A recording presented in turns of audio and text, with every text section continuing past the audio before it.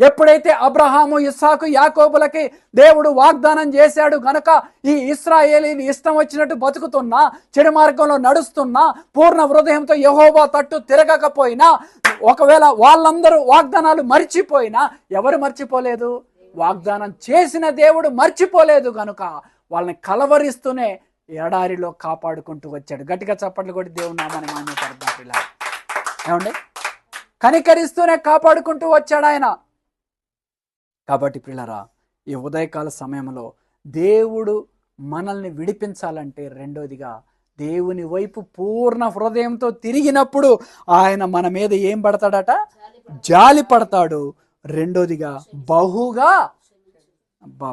ఏం మాట అండి, వారు మన దేవుని వైపు తిరిగిన ఎడల ఆయన బహుగా క్షమించను. బహుగా అంటే కొలతుందా దానికి? ఏమన్నా ఏమండి, ఏమన్నా ఇంతవరకైనా పరిధి ఉందా? లేదు. కాబట్టి పిల్లరా, బహుగా క్షమించాలి అని అంటే మనం పూర్ణ హృదయంతో ఎప్పుడైతే దేవుని వైపు తిరుగుతామో దేవుడు ఖచ్చితంగా ఆయన మన మీద జాలి పడతాడు. రెండోదిగా మనల్ని